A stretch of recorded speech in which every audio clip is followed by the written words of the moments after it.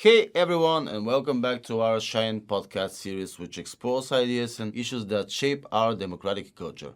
I'm Stefan.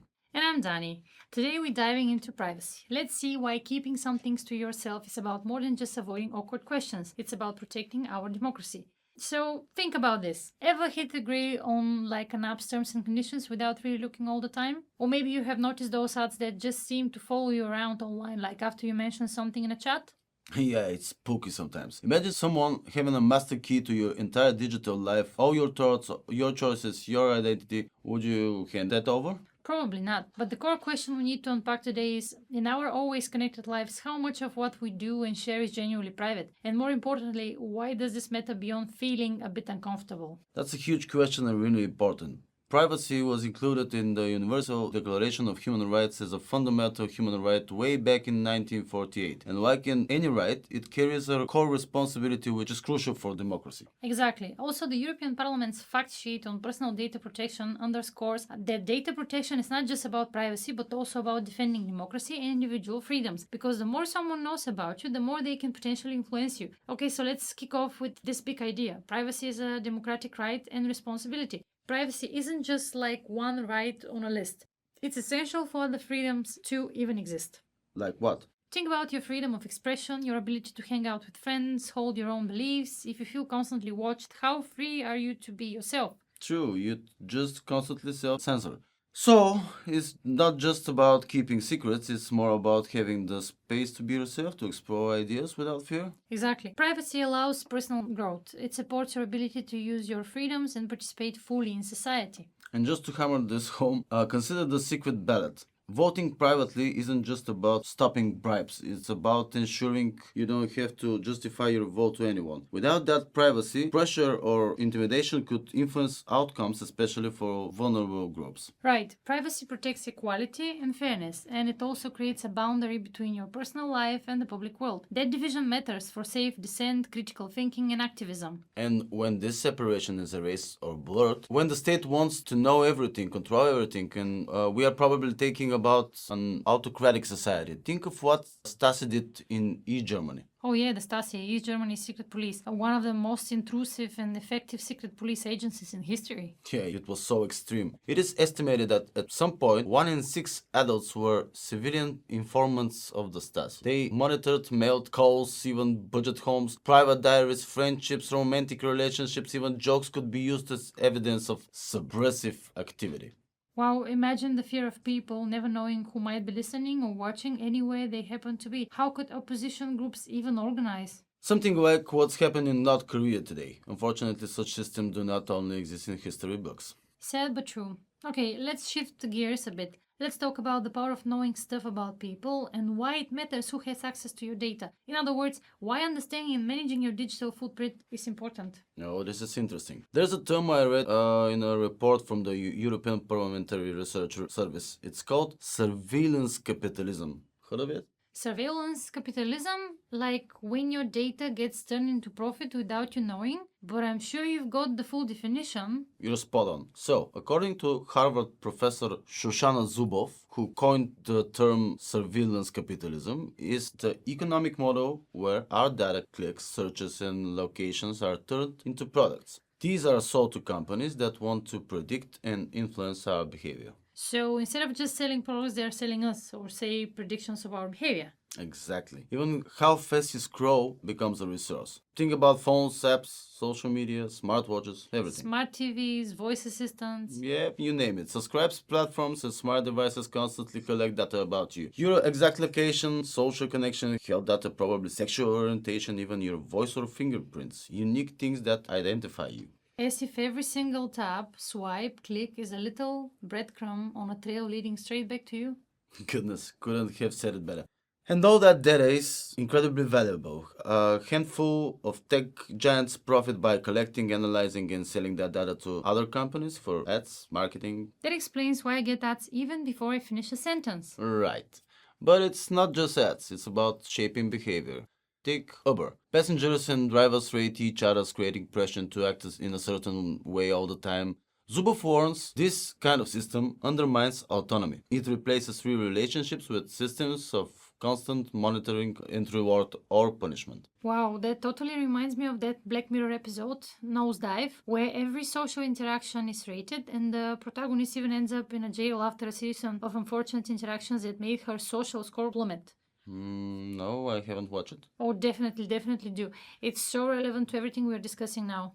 Okay, then I'll make sure to do so. But I'm afraid it's not just a fiction. China already has a real social credit system. What you buy, who you know, your debit can affect your score, and that score describes if you can travel, get a loan, or enroll kids in certain schools. That's honestly chilling. It means even small choices become risky. Yeah, and that's exactly why strong protections matter, and why, for example, GDPR is such a big deal. And yes, the famous GDPR, but honestly, I think many people don't fully know what it actually means for us. Stefan, can you walk us through it? So, GDPR stands for General Data Protection Regulation, and it's the landmark data protection regulation of the European Union that came into effect in May 2018. Its main goal is to give individuals more control over their personal data and to harmonize data privacy laws across Europe. Sounds good. So, what exactly does it say? The GDPR is built on 6 key principles. First, lawfulness, fairness, and transparency. Companies have to be upfront about what data they collect and why. The second is purpose limitation. So, data can only be used for a specific reason you were taught about. Like not selling my photo app data images to a sunglasses company? Yet, no, only for the purposes they told you about in those terms and conditions you hopefully read and agreed to. Alright, and then the third principle? The third is data minimization. Only collect what's necessary. Can you give us any examples? Sure, let's say you're signing up for a digital newsletter. The most probably they'll need your email, maybe your first name, but they definitely won't need your home addresses or phone number or birthday. That would be over collecting. Then we have accuracy. Your data must be correct and up to date. And if it's wrong, you have the right to ask them to fix it. Absolutely, it makes sense. So here comes the fifth, storage limitation. Data must be deleted once it's no longer needed. Like info you gave to register for a conference, it should be deleted after the event unless you opted for a newsletter, for example. Then they get to keep your email. Okay, so you're absolutely right. It's not valid to create such data for digital newsletters, but what is the last one? Integrity and confidentiality. Your data must be protected from leaks or misuse. Think encryption, strong passwords, no shady sharing, and if there's a breach, companies must inform you and the authorities also. I see. All right, thanks, Stefan. I think your little GDPR tour really helped us see how this EU regulation empowers us and holds companies accountable. But now the natural question is, what does all this mean for us, for you listening right now? How can young people actually use this knowledge in real life? Well, first, really try to understand consent people before you just click accept. What are you actually agreeing to? What data and why do they want it? With whom are they sharing it? Do you really want all these cookies? Right, because sometimes the way that info is presented feels super overwhelming or hidden in endless legal text. That's why it's good to support platforms that are transparent and give real choices. Look for platforms that follow privacy by design, where not collecting data is the default. And maybe check your settings like go through your phone at permissions. Does that game really need your location 24/7? I bet on no. And I would add here this goes both ways. Protect your own privacy, absolutely, but also make an effort to protect the privacy of others. Next time you feel like posting or tagging people in photos from last night's party, ask them first. Quick message or think twice before forwarding private messages or taking screenshots or sharing information that someone clearly didn't intend to be public. Digital respect is part of digital responsibility. I love that. So it's not just about protecting your privacy, it's also about creating a culture that respects it. Even more than that, it's about building a culture where privacy is respected by default. And the cool thing is, there are organizations and movements across Europe that are doing that. Stefan, do you want to tell us more? Gladly. One amazing example is None of Your Business. Sorry, what?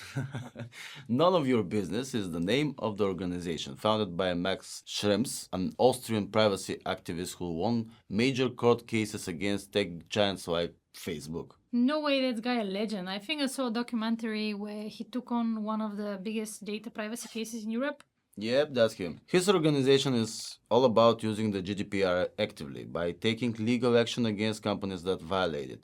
To all our listeners, I really recommend taking a look at their website, NOIBEU, There's a lot in there for you. As in, not your business. Yeah, it's like not your business.eu. The abbreviature. There's a lot in there for you. Clear explanations of major privacy cases, insights into how companies misuse data, practical tools for taking action like templates for request your data or report violations. Really, really worth a visit. That's an awesome real defense shield for users. What else is out there? Another one worth mentioning is the BIK Youth Panel, part of the Use Better Internet for Kids, so BIK initiative. Oh yeah, that's the one that brings together teenagers and young adults from all over Europe, right? Yeah, that's the one. The panel meets regularly to talk about how to make the internet safer and inclusive, and it actually advises policymakers, tech developers, and educators. That's such an empowering model. Young people actually having a seat at the table. Yeah, it's a great example of youth participation in digital governance done right. You can learn more or get involved through betterinternetforkids.eu. They're always looking for connect with young digital citizens who want to make a difference.